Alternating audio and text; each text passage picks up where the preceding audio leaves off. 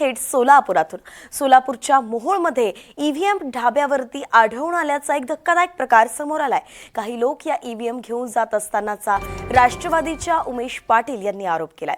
मोहोळ शहरानजीकच असलेल्या स्वराज्य बार आणि हॉटेल इथे ईव्हीएम घेऊन जात असताना काही जणांनी त्यांना पकडलाय, तर 2 ईव्हीएम मशीन असल्याची माहिती समोर आली आहे। राष्ट्रवादीचे उमेश पाटील घटनास्थळी दाखल झाले।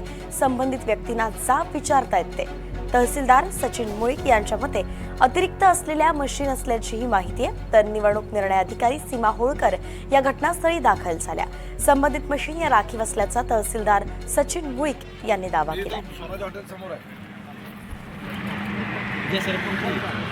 हॅलो, या पेट्यावरून आता लक्षात येते या पद्धतीनं प्रशासनाचा कारभार चाललेला आहे।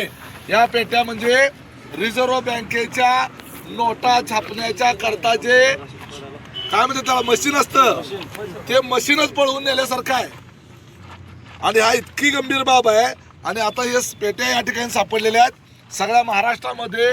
या ठिकाणी सगळ्या महाराष्ट्राने लक्षात घ्यायची गोष्ट आहे की ह्या पेट्या इतक्या सुरक्षित ठेवायच्या असतात की या पेट्यांच्या व्यतिरिक्त एवढं सुरक्षित दुसरं काहीच नाहीये।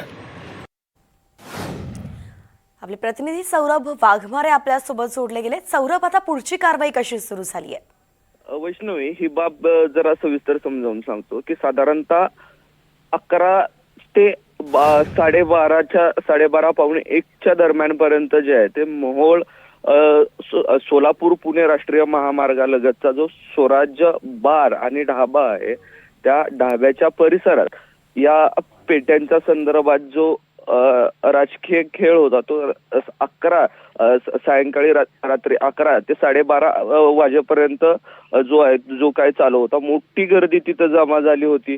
उमेश पाटील यांच्या दाव्याप्रमाणे उमेश पाटील असं म्हणतात की साधारणतः त्या ज्या ईव्हीएम मशीन्स आहेत त्या कुरुल गटाच्या आहेत। कुरुल गटातून उमेश पाटील हे निवडणुकीसाठी उभे राहिलेले आहेत।